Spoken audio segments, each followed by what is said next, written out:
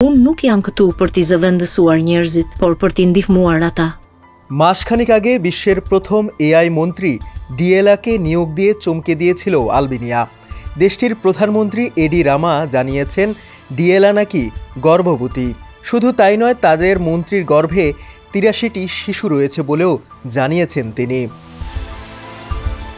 Berlin global ডায়ালগে রবিবার এডি রামা জানিয়েছেন, ডিএলাকে নিয়োগ করে আমরা বড় ঝুঁকি নিয়েছি, এতে খুব ভালো কাজ হয়েছে। তাই প্রথমবারের মতো ৮৩ জন সন্তান পেটে নিয়ে গর্ভবতী হয়েছে ডিএলা। প্রশ্ন মনে উকি দিচ্ছে না, কিভাবে কৃত্রিম বুদ্ধিমত্তা গর্ভবতী হলো, সন্তানের জন্মই বা দেবে কিভাবে? আলবেনিয়ার প্রধানমন্ত্রীর এই দাবিটিকে অদ্ভুত মনে হচ্ছে না? আসলে কিন্তু এমন না। এআই সন্তান বলতে এডি রামা আরও কিছু এআই সহকারী তৈরি করার কথা বলতে চেয়েছেন। বর্তমানে আলবেনিয়ায় সোশ্যালিস্ট পার্টির ৮৩ জন সাংসদ রয়েছেন। সংসদে তাদের সহায়তা করার জন্যই ৮৩ জন এআই সহকারী নিয়োগ করবে আলবেনিয়া। ডিএলআর থেকেই তৈরি হবে এই এআই সহকারীদের।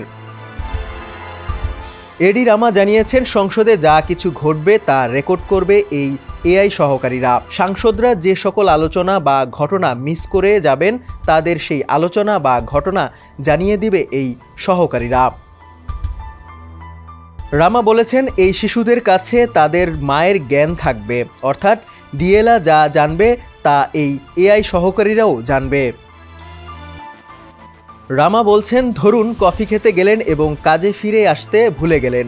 সেই ক্ষেত্রে আপনি সংসদীয় হলের বাইরে থাকাকালীন যা যা আলোচনা হয়েছে তা এই শিশুরা বলে দেবে। শুধু তাই নয়, আপনার কাকে পাল্টা আক্রমণ করা উচিত তাও বলে দেবে।